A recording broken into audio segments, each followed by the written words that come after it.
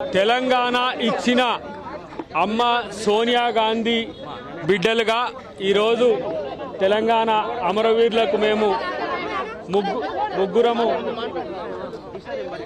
ఉద్యమకారులమే. అమ్మ మా తల్లి తెలంగాణ అంటే మాకు సోనియమ్మ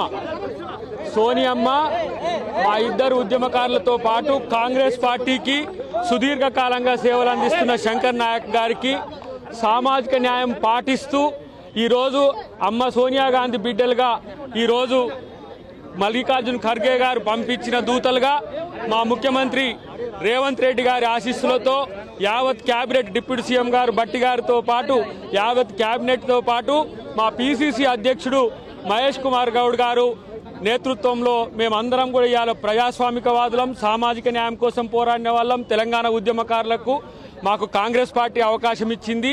ఈ అవకాశం తెలంగాణకు మేము మళ్ళీ పునరంకితమయ్యే అవకాశం మాకు కల్పించినట్టుగా భావిస్తున్నాం. ఈరోజు మార్చి 10 మిలియన్ మార్చ్ జరిగిన రోజు మొట్టమొదటి తిరుగుబాటు బావుట, అప్పటి ప్రభుత్వం మీద తిరుగుబాటు బావుట వేసిన రోజు. మరి ప్రజాస్వామిక పద్ధతిలో తెలంగాణ ఇచ్చిన సోనియా గాంధీ గారే ఇలా మమ్మల్ని మళ్ళీ తెలంగాణ కొరకు మీరు సర్వీస్ చేయమని పంపించిండ్రు. దాంతోపాటు ఇక్కడ ప్రభుత్వంలో ఉండడం వల్ల ఈ అవకాశం ఇచ్చిన ముఖ్యమంత్రి రేవంత్ రెడ్డి గారికి మా ప్రత్యేక కృతజ్ఞతలు. ఈరోజు ప్రతి ఒక్కరు కూడా తెలంగాణనే కాదు తెలుగు రాష్ట్రాలు మొత్తం కూడా సంతోషపడుతున్న ఎన్నిక ఇది. మా జీవితంలో మాత్రం మర్చిపోలేని మరి మాకు అవకాశం ఇది. రేపు మాకు ఎన్నిక కూడా జరుగుతుందనే భావన ఉంది.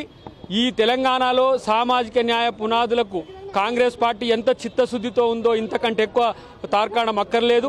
కాబట్టి మేము ఈరోజు తెలంగాణ ప్రభుత్వం చేసే అంశాలను, ప్రజల సమస్యలను పరిష్కారానికి మా గొంతును వినియోగించిన ఇన్ని రోజులు మేమే ఇప్పుడు పరిష్కరించే దిశకు మాకు అవకాశం కల్పించిన కాంగ్రెస్ పార్టీకి ప్రత్యేక కృతజ్ఞతలు తెలియజేస్తూ ఒక్కటి మాత్రం చెప్పగలం, తెలంగాణ ఎన్ని ప్రాణత్యాగాల పునాదుల మీద ఏర్పడిందో, తెలంగాణ సమాజం ఏం కోరుకుందో కాంగ్రెస్ పార్టీ అది అందించడానికి సిద్ధంగా ఉంది.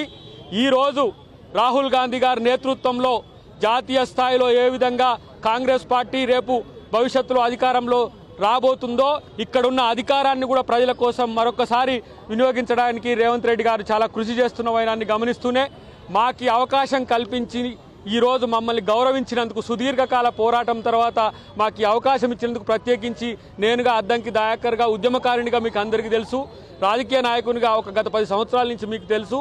ఈరోజు ఈ అవకాశం ఇచ్చిన ముఖ్యమంత్రి గారికి అధిష్టానానికి నా ప్రత్యేక కృతజ్ఞతలు.